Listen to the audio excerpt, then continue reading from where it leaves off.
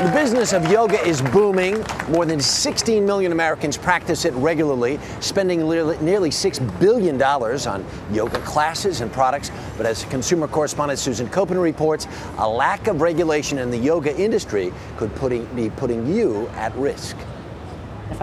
If I want to sit on the couch, I actually have to prop myself up with many, many pillows. For 27-year-old Rachel Schneider, sitting or even lying down is now a challenge. Ever since the day she was injured by something she loved, yoga.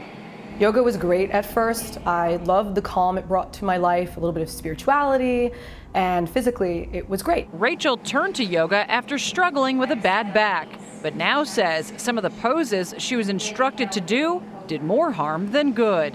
Now that I know better, I don't think the poses were appropriate for me at all. She says yoga caused 2 bulging discs, which left her screaming in pain. The pain was absolutely excruciating. I could not shower myself. I could not put on my own underwear. That's hard to do when you're 27, to not put on your own underwear. And Rachel is not alone. The Consumer Product Safety Commission says the number of yoga injuries rose from more than 3,700 in 2004 to more than 4,400 in 2006. With the yoga boom, many experts say those numbers may soar. One reason? Not enough experienced teachers to meet demand. There's all kinds of things can go wrong in a yoga class if it's not taught right. Mark Rabinoff has spent the last 40 years teaching fitness and is an expert in sport injuries. He says when it comes to finding a qualified instructor, it's yoga student beware.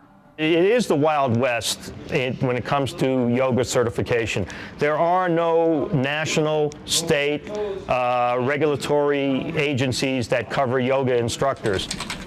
Just how easy is it to become a certified yoga instructor? I was able to do it online for just $69.99. And with the help of Google, it took me only 30 minutes to pass a certification test. Passing score was a 50. I scored an 83. Keep in mind, I completely cheated on my test. With certificate in hand, I went in search of students at a yoga center in New York City, where instructors take an intensive 200-hour course to become certified.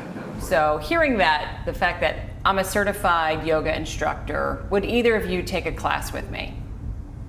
I would. You would? I would. Yes, definitely. But when I told them how I earned my certification and that I barely knew a cobra pose from a downward dog, That's shocking. that's about it. But I'm certified. Makes you wonder how many people are certified with this.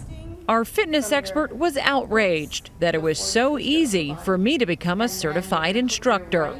That is ludicrous, dangerous. It's a very, very scary situation. As for Rachel, she's worried she'll never be completely pain-free, and she has a warning for people considering taking up yoga. You need to consider what sort of certifications your teacher has, and you need to think about what could potentially happen to your own body. Will you get hurt? You need to weigh out that risk.